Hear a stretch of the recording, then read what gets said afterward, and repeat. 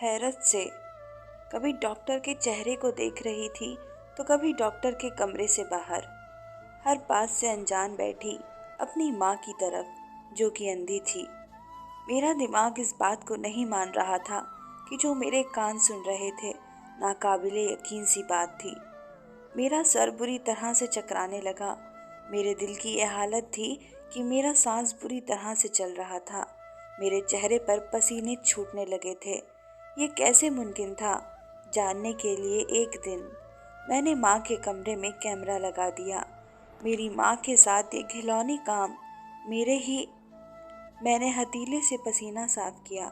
बड़ी बेयकीनी से डॉक्टर के हाथ से रिपोर्ट ली और इनके कमरे से बाहर निकलकर अम्मा का हाथ पकड़ा और क्लिनिक से बाहर ले आई। कुछ दिन से अम्मी की तबीयत ठीक नहीं थी। जो भी खाती थी उल्टी होने लगता था। मुझे लगा कि इनका हाजमा खराब हो गया है, इसलिए इन्हें नज़दीक के क्लिनिक पर ले आई। लेकिन जो खबर मुझे सुनने को मिली, मेरी आवाज़ गुम होकर रह गई थी।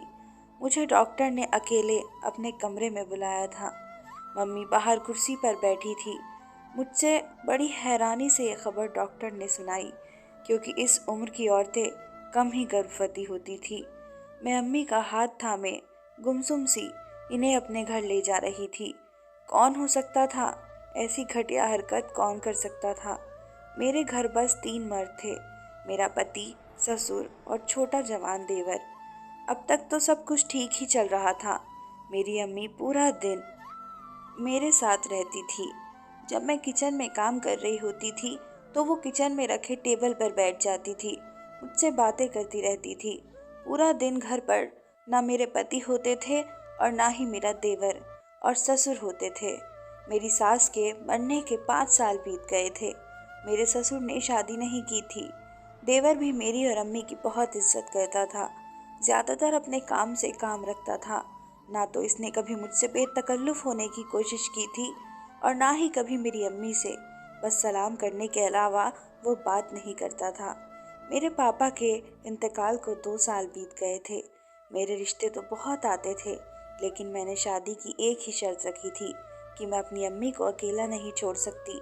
वो विधवा थी, अकेली घर पर नहीं रह सकती थी। मैं उनकी देखभाल करती थी, इसलिए उन्हें तन्हा भी नहीं छोड़ सकती थी। यही वजह थी कि मेरा अब तक रिश्ता तय नहीं हो पा रहा था, क्योंकि जिस घर में पहले से लड़के की माँ मौजूद होती है तो वो ये बात कैसे बर्दाश्त कर सकती थी कि इसके घर बहू के साथ उसकी माँ भी आकर रहने लगे। इसलिए जो लोग उसके साथ शादी पर राज़ी हुए, इनके घर कोई औरत भी नहीं थी, बस 3 मर्द थे। जब मैं रुखसत होकर ससुराल पहुंची तो अम्मी के लिए एक अलग कमरा मौजूद था। मेरे पति मेरी अम्मी की बहुत इज्जत भी करते थे। देवर यूनिवर्सिटी में पढ़ता था, ज़्यादा वक्त घर से बाहर ही रहता था और ससुर बाहर दोस्तों के साथ ही होते थे, रात के वक्त आते थे। इसलिए ऐसा कुछ भी नज़र नहीं आ रहा था कि मैं इन लोगों पर शक करती। लेकिन जो रिपोर्ट इस वक्त मेरे हाथ में थी वो मुझे कुछ और ही समझा रही थी। ना चाहते हुए भी मेरी सोच अपने घर में मौजूद मर्दों के खिलाफ जाने लगी। मैं एक बहुत बड़ी मुसीबत में फंस चुकी थी। बेशक मेरा पति बहुत अच्छा था, मेरा और मेरी माँ का बहुत ख्याल भी रखता था। मेरी माँ के साथ जो हुआ था, अगर ये बात मैं ससुराल में पूछती तो यकीनन माँ के साथ मुझे भी घर से बाहर कर दिया जाता। मैं बहुत परेशान थी। जब घर पहुंची तो अम्मी को भी कुछ नहीं बताया। इन्हें जैसे ही खबर सुनाती, इनका तो शायद ये सुनकर ही बीपी हाई हो जाता। वो पहले ही ब्लड प्रेशर की मरीज थी। मेरा दिमाग बिल्कुल काम नहीं कर रहा था। किस पर शक करती? कौन था जो ऐसी घटिया हरकत कर रहा था? घर पहुंचकर चकराते सर के साथ मैं अपनी माँ के कमरे में ही उनके साथ बैठ गई। क्या बात है बेटा, कब से चुप होकर बैठी हो? क्या कहा डॉक्टर ने? अम्मा ने मुझसे पूछा, क्योंकि मैं बहुत बातूनी किस्म की लड़की थी, हर वक्त बातें करती रहती थी। लेकिन आज तो जैसे मेरी बोलती ही बंद हो चुकी थी। हाँ, कुछ नहीं अम्मा, डॉक्टर ने दवा दी है, आप ठीक हो जाएंगी। अम्मा आप आराम करें। ये कहकर मैंने अम्मा को उनके बेड पर लिटा दिया और खुद किचन में आकर खाना तैयार करते हुए भी मेरा पूरा दिमाग अपनी माँ की तरफ था। वो आंखों से देख नहीं सकती थी, पर महसूस तो कर सकती थी ना कि कोई इनके करीब आता है। कौन हो सकता है? मेरा ससुर या फिर मेरा देवर? मेरे दिमाग के तनाव खींचने लगे। मेरा सर बुरी तरह से चकराने लगा। मुझे कोई भी राह सच्चाई नहीं दे रहा था। क्या करूं? किससे बात करूं? पति अपने पापा और भाई के बारे में कभी भी ऐसी बात बर्दाश्त नहीं करेंगे, और माँ से कैसे बात करूं? कैसे बताऊं इन्हें? जब उमर ऑफिस से वापस आए, मेरे लिए गुलाब के फूल के गजरे लाए, लेकिन मैं मुस्कुरा भी ना सकी। मैं इस मुसीबत से गुजर रही थी, वो मेरे लिए नाकाबिले बर्दाश्त की थी। मुझे चुप देखकर उमर मुझसे कहने लगे, क्या हुआ? चुप क्यों हो? तबीयत तो ठीक है ना तुम्हारी? मैं क्या जवाब देती? मैंने कहा कि मेरे सर में दर्द है। कहने लगे, खाना खा लो, फिर दवाई ले लेना। मैं सोच रहा था कि खाने के बाद लॉन्ग ड्राइव पर जाएंगे, लेकिन तुम्हारी तबीयत ठीक नहीं है, इसलिए तुम आराम करो। खाना खाकर मैं अपने कमरे में आ गई। अम्मी की रिपोर्ट अलमारी में छुपा दी। मैं ये जानना चाहती थी कि आखिर अम्मी के कमरे में आता कौन है। रात को जब उमर कमरे में आए तो मैंने कहा कि अम्मी की तबीयत कुछ ठीक नहीं है। वो मुझसे अम्मी की तबीयत के बारे में पूछने लगे। मैंने कहा कि उमर, मैं अम्मी के साथ सोना चाहती हूँ, इनकी तबीयत ठीक नहीं है। मेरी बात सुनकर उन्होंने एतराज़ नहीं किया था। कहने लगे, इसमें पूछने की क्या बात है, तुम जाओ, अपनी अम्मी का ख्याल करो। उमर बहुत अच्छे इंसान थे। मुझे कभी मेरी माँ के मामले में सख्ती नहीं करते थे। मैं अम्मी के साथ जाकर लेट गई। अम्मी सो रही थी, लेकिन नींद में इनकी बड़बड़ाहट सुनकर मेरे तो होश उड़ गए। इसका मतलब कोई रात को मेरी माँ के पास आता है, और इनके साथ में पूरी रात सो नहीं पाई। रात भर कोई कमरे में आया भी नहीं था। सुबह नाश्ते के बाद उमर और मेरा छोटा देवर घर से चले गए। मेरे ससुर अपने कमरे में चले गए। मैं अम्मी को अपने कमरे में ले आई। मैंने अम्मी से पूछा कि रात को इनके कमरे में कौन आता है। जो कुछ मेरी माँ ने बताया मेरे होश उड़ाने के लिए काफ़ी था। मुझे पहला शक ही मेरे ससुर पर हुआ था। घर में हर वक्त वही मौजूद होते थे। एक बार मन में ये ख्याल आया कि मेरे ससुर ऐसा काम नहीं कर सकते। मेरा दिल बड़ा अजीब सा होने लगा। दूसरी तरफ कभी कभी मुझे अपने देवर पर शक होने लगता था। वो रात तक जागता था। उसके कमरे से टीवी की आवाज़ें आ रही होती थी। एक बार मुझसे ये कहने लगा कि आप बिल्कुल अपनी माँ जैसी हैं। आपकी माँ बहुत खूबसूरत है। आपकी अम्मी अम्मी की बजाय बड़ी बहन लगती है। ये बात उसने मेरी शादी के शुरू के दिन में कही थी। मैंने हंसकर टाल दी थी, लेकिन अब जहन में आते ही मेरे अंदर ऐसी आग सी लग गई थी जो कि मेरे बर्दाश्त से बाहर थी। कोई मेरी माँ को बेहोश करके उसके साथ ज़बरदस्ती करता था। मेरी माँ को महसूस होता था कि इनके साथ कुछ गैर काम किया जा रहा है, लेकिन वो नींद में होती थी। मेरे लिए ये बात एक नाकाबिले बर्दाश्त सी हो गई थी। शर्म नहीं आती उस शख्स को कि एक अंधी विधवा बीमार औरत को हवस का निशाना बनाते हुए। मेरी बेबसी ये थी कि अगर मैं आवाज़ उठाती तो तलाक का दाग मुझे मिल जाता। उमर लाख अच्छे सही, लेकिन अपने पिता के खिलाफ बात नहीं सुनेंगे, ना ही मानेंगे, क्योंकि जितनी वो मेरी माँ की इज्जत करते थे उतनी ही वो अपने पिता की खिदमत करते थे। वैसे तो मेरे ससुर भी मेरी माँ को बहन जी कहते थे। मेरे सामने तो उन्होंने कभी नज़र उठाकर भी मेरी माँ को नहीं देखा था, लेकिन जो कुछ वो शराफत की आड़ में कर रहे थे वो बहुत घटिया काम था। मुझे अपने ससुर पर गुस्सा आने लगा। मुझे याद आने लगा, जब मैं काम कर रही होती थी तो मम्मी मेरे साथ किचन में होती। मेरे ससुर कभी किचन में आकर मुझसे कहने लगते कि मैं उनके कमरे की चादर बदल दूं। मैं किचन से निकलकर इनके कमरे में जाती, और जब इनके कमरे की सफाई कर कर आती तो किचन में अपने लिए वो चाय बना रहे होते। जब मैं किचन में आती तो कहते, मैंने सोचा तुम थक गई होगी, इसलिए मैंने चाय खुद बना ली है। तो मुझे मुस्कुरा कर देख कर वो अपना कप उठाए किचन से निकल जाते। उस वक्त तो मुझे ये बात आम सी लगी थी, लेकिन अब तो हर आम सी बात पर मुझे शक होने लगा था। कभी कभी मेरी रात में आँख खुलती तो उमर कमरे में ना होते। फिर काफ़ी देर बाद वह कमरे में आते। मैं पूछती कि आप कहाँ गए थे, तो कहने लगते, मुझे सिगरेट पीने की आदत है। रात को जब पिताजी गहरी नींद सो जाते हैं तभी आंगन में जाकर पीता हूँ, वरना पिताजी को फौरन सिगरेट की भू आ जाती है तो वो मुझे डांटते हैं। मैं मुस्कुरा कर कहती कि वो आपके फ़ायदे की ही बात करते हैं, वो मामूली सी बातें जो आम घरों में हो जाती हैं। मुझे वो सब बातों पर शक होने लगा था। मेरी माँ इस उम्र में एक बहुत बड़ी तकलीफ़ में पड़ चुकी थी, एक ऐसी तकलीफ़ में जिससे वो अनजान थी, और मेरे लिए एक दोहरी तकलीफ़ थी कि मैं कैसे अपनी माँ को ये सब सच बताती। जो मैं डॉक्टर से सुनकर आ रही थी वो सह नहीं सकती थी। ना बताती तो भी ये बात कौन सी छुप सकती थी। मैं चुप थी। अब मैं रोज़ उमर से बहाना बनाती कि अम्मी की तबीयत ठीक नहीं है, मैं अपनी अम्मी के पास सोने जा रही हूँ। रात भर मुझे इस शख्स का इंतज़ार रहता जो मेरी माँ को तकलीफ़ देने का काम कर रहा था।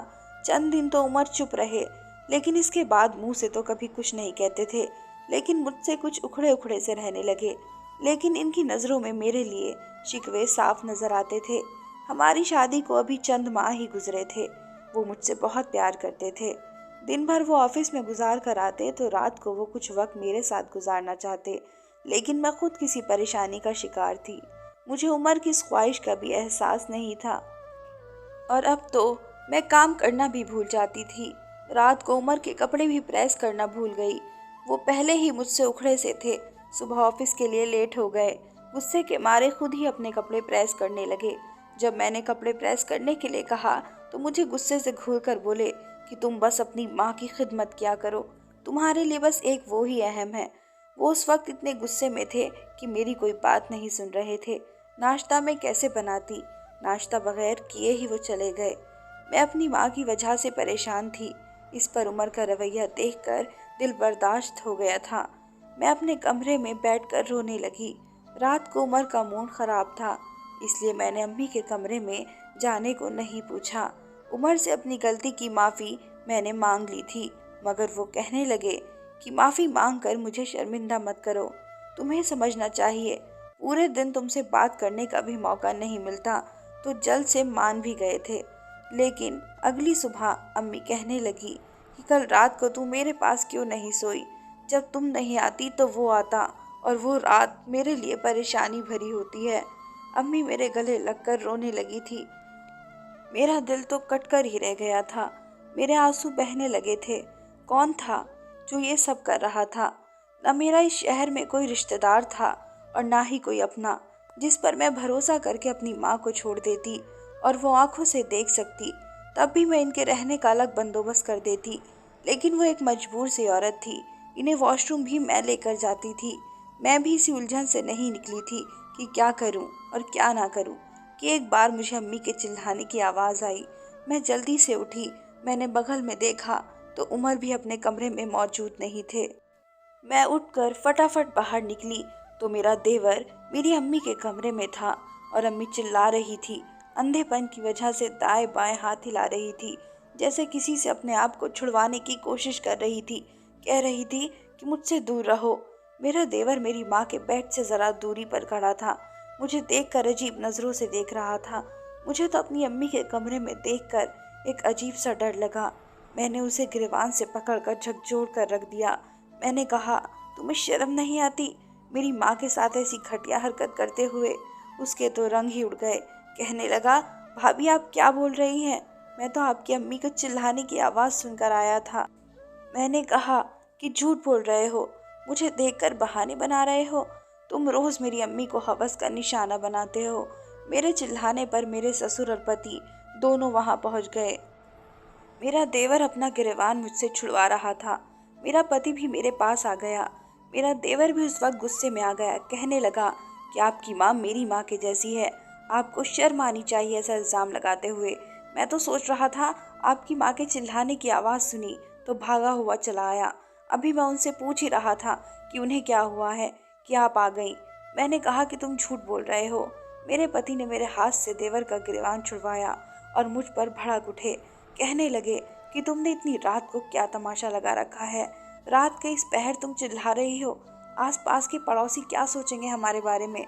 मैं उनकी बात को नज़रअंदाज करके कहने लगी कि अरमान अच्छा लड़का नहीं है।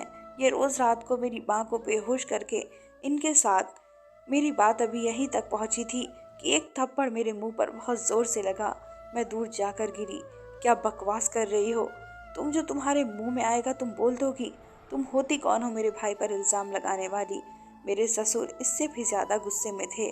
कहने लगे, एक तो हमने इसकी सगी माँ को बेसहारा समझकर, बहन समझकर अपने घर में रखा है, और ये है कि मेरे ही बेटे पर इल्ज़ाम लगा रही है। आखिर वही हुआ जिसका मुझे डर था। मेरा घर टूट रहा था। मुझे उमर ने कहा कि मेरी माँ इस घर में नहीं रह सकती। मैं इनका कहीं और इंतज़ाम कर दूंगा। मैं पहले ही परेशानी का शिकार थी अपनी माँ को लेकर। कहाँ जाती? अपना घर मैंने शादी होते ही किराए पर दे दिया था। इतनी जल्दी में तो वो खाली भी नहीं होना था। मैं इस कदर परेशान थी कि चकरा कर गिर गई। जब मुझे होश आया तो उमर मेरे पास ही खड़े थे, कुछ गुस्से में थे। मुझे ड्रिप लगी थी तो डॉक्टर उमर को मेरा ख्याल रखने की राय दे रहे थे। वो बिल्कुल खामोश थे। मेरी ड्रिप खत्म होते ही वो मुझे घर ले आए, मुझे कमरे में ले जाकर बिठा दिया, खुद भी मेरे सामने बैठ गए। कहने लगे कि जो घटिया इल्ज़ाम तुमने मेरे भाई पर लगाया है, अगर तुम अपनी माँ का इंतज़ाम ना करती तो मैं तुम्हें रात को ही तलाक देकर घर से निकाल देता। लेकिन तुम बेहोश होकर गिर गई थी और इंसानियत का तकाजा था कि मैं तुम्हें अस्पताल ले जाता। लेकिन जो खबर मुझे तुम्हें वहाँ ले जाकर सुनने को मिली, मैं तुम्हें अब कभी भी नहीं छोड़ सकता। तुम मेरे बच्चे की माँ बनने वाली हो। मैं उनकी बात किसी बेजान पुतले की तरह बैठी सुन रही थी।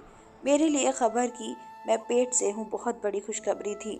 लेकिन जिन हालात से मुझे गुजरना पड़ रहा था, मुझे समझ नहीं आ रहा था कि मुझे खुश होना चाहिए या रोना चाहिए। मेरे आंसू बहने लगे। मैं अपनी तकलीफ के हाथों थक चुकी थी। उमर की बात अभी भी जारी थी। कहने लगे, देखो मरियम, मैं तुम्हें बहुत चाहता हूँ, तुम्हारी माँ की बहुत इज्जत करता हूँ। हमारे माँ बाप ने हमें औरत की इज्जत करना सिखाया है। मोहल्ले भर में कभी हमारी ऐसी कोई बात सुनने को नहीं मिली। जो इल्ज़ाम तुमने अरमान पर लगाया है वो बहुत ही बेहुदा है। बेहतर यही है कि तुम उससे माफ़ी मांगो। अब बाप बहुत गुस्से में है। अगर तुमने माफ़ी ना मांगी तो तुम्हारी माँ यहाँ नहीं रह सकेगी। अब तुम सोच लो कि तुम्हें क्या करना है। मुझे तो ये सोचकर हैरत है कि तुमने ऐसा सोच भी कैसे लिया। वो मुझे ताज्जुब से देख रहे थे। मैंने उठकर अपनी अम्मी की रिपोर्ट उमर के सामने रख दी और रोने लगी। उमर ने रिपोर्ट ली और खोलकर पढ़ने लगे। एक झटका सा तो उन्हें भी लगा। वो बार बार रिपोर्ट पढ़ने लगे। मैं हिचकियों से रोने लगी। मैंने कहा, किसे पढ़कर क्या सोचना चाहिए उमर? मेरी माँ कुछ माह से यहाँ मेरे साथ इसी घर में रह रही है और रात को कोई इन्हें नींद की दवा सुंघाकर बेहोश कर कर देता है। उमर वो देख नहीं सकती, वरना वो पहचान जाती कि कौन है। मैं किस पर शक करूं? उमर, मुझे अरमान से माफ़ी मांगने पर कोई एतराज़ नहीं। मैं अपना घर बचाने के लिए अरमान से हाथ जोड़कर माफ़ी मांग लूँगी। लेकिन मुझे बताओ कि जिस परेशानी में मैं और मेरी माँ है, इसका जिम्मेदार कौन है? आप मेरे पति हैं। आपकी शराफत की गवाही मैं मोहल्ले वालों से क्यों लूं? आप मुझे बताएं कि मेरी माँ आपके घर में रहते हुए भी गैर महफूज कैसे हो गई? इसका कौन कसूरवार है? मुझे तलाक देकर घर से निकाल देना आपके लिए आसान है, ताकि आप लोगों की झूठी शराफत का भी भरम रह जाए। अगर आप इतने ही सच्चे हैं तो मुझे एक डीएनए की रिपोर्ट दिखा दें, सच सामने आ जाएगा। और अगर कसूरवार आप में से कोई हुआ तो ये भी बता दें कि इससे क्या सज़ा दी जाएगी। मेरा लहजा तलख सा हो गया था। उमर ने कहा कि अगर कसूरवार हम में से कोई हुआ तो इसे पुलिस के हवाले कर देना। कुछ ही दिनों बाद तीनों की रिपोर्ट मेरे हाथ में आ गई। जब मैंने रिपोर्ट देखी तो मेरे होश ही उड़ गए। डीएनए के मुताबिक वो तीनों बेकसूर थे। मैं ये भी समझ लेती कि उन्होंने रिपोर्ट गलत बनवाई है, लेकिन उमर मुझे खुद अस्पताल ले गए थे और जिस लेबोरेटरी से टेस्ट हुआ था वो एक जानी मानी लैब थी। कौन था जो मेरी माँ के साथ ये सब कुछ कर रहा था? उमर ने मेरी माँ के कमरे में एक कैमरा लगा दिया और जैसे एक शख्स मेरी माँ के कमरे में दाखिल हुआ, उमर मेरी माँ के कमरे में चले गए और उसे पकड़ लिया। उसने नकाब पहन रखा था। जब नकाब उतारा तो हैरान रह गए। वो तो वही आदमी था जो कुछ साल पहले माँ से शादी करने के सिलसिले में मेरे घर आया था और माँ ने मना कर दिया था। अम्मी के कमरे की खिड़की पिछली तरफ खुलती थी, वहाँ एक गली थी। वो आदमी वहीं से अंदर आता था। मेरी माँ को नशे की दवा सुंघाकर इनके साथ गलत काम करता था। उमर ने इसे पुलिस के हवाले कर दिया। मैंने सबसे हाथ जोड़कर माफ़ी मांगी थी। उमर के साथ जाकर मैं अपनी माँ के डीएनए भी करवा रही थी। फिर ये सोचा कि हर इंसान बुरा नहीं होता। उम्मीद करती हूँ आप सबको मेरी कहानी पसंद आई होगी। धन्यवाद।